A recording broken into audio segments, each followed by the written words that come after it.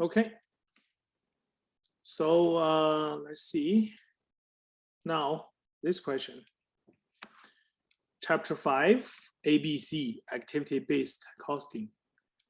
Okay, first question. One common what to a traditional all what costing system is called, this is very challenging, just because there are too many missing spots, right? Because this first one, I'm going to do it. A common refinement to a traditional or peanut butter costing system is called activity-based costing system. So the second, the single manufacturing overhead cost pool is separate into different what distinguished from one another by their measure of benefit provided or the what.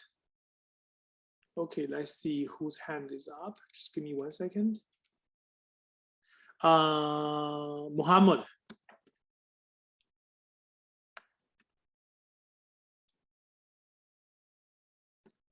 Oh, okay, sorry about that. So the single, where am I? Manufacturing overhead? Right, the single manufacturing overhead cost pool is separated into different activity cost pools. Okay. Distinguished from another by their measure of a benefits provided or the activity cost driver. Very good. Yeah, you are exactly right. Okay, so basically, instead of having one pool of the manufacturing overhead, right, you can subdivide it, this one big cost pool, into different activity cost pool. Okay, and then you can have more refined calculation, right? Refined calculation.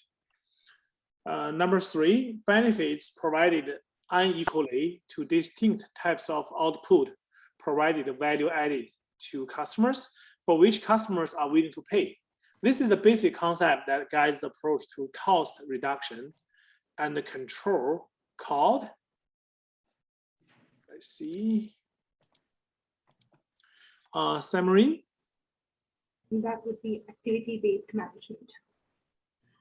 Sorry, your sound system is very muffled.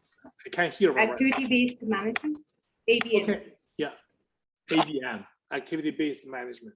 Okay, number 4, the management team identifies and eliminates what activity and its cost and reorganize the what to minimize cost.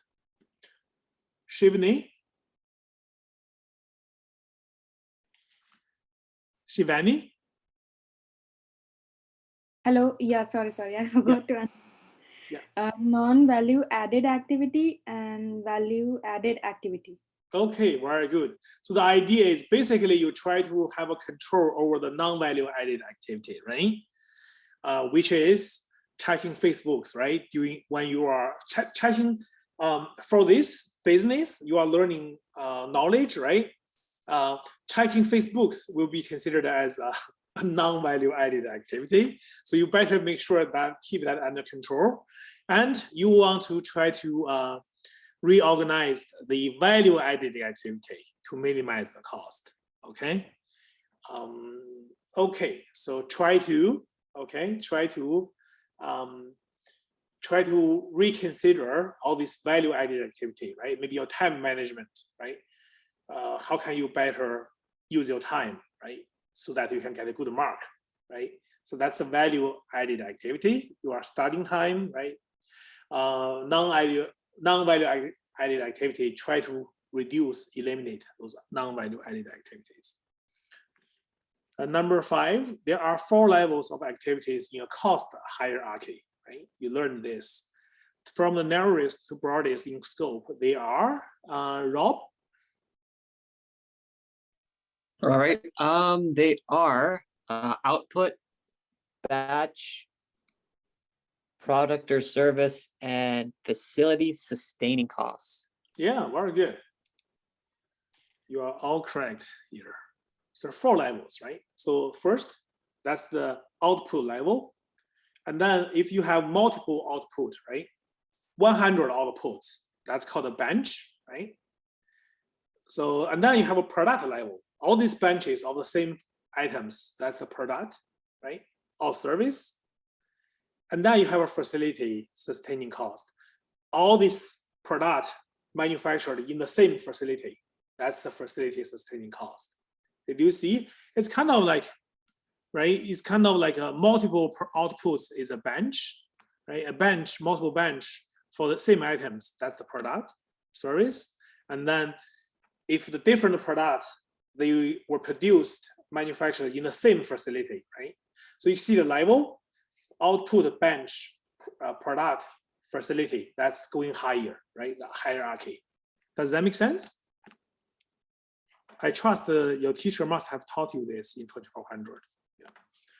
Last one, okay, last one. When a management team fails to develop a cost management system that reports faithfully the unequal benefits and the cost of value-added activities, there's high risk of mispricing distinct types of outputs. If manager use what pricing, okay, an over-costed output will be priced too high, and an under-costed price will be priced too low relative to the economic value added. The result is preventable of cost of the lower priced by the higher priced. Oh no, how come it's moving? Okay. Okay, Jeremy. Cross subsidization is the last one, so Okay. it was easy, thanks. Yeah, this is called a degree of freedom, right? So basically, this guy, the cross subsidization, it has no freedom. If you learn statistics, right? You know, in statistics, in the stats, you have to do n-1. This is the reason, right? The last items don't have the freedom, nowhere else to go. Okay. But thank you, Jeremy. Yeah.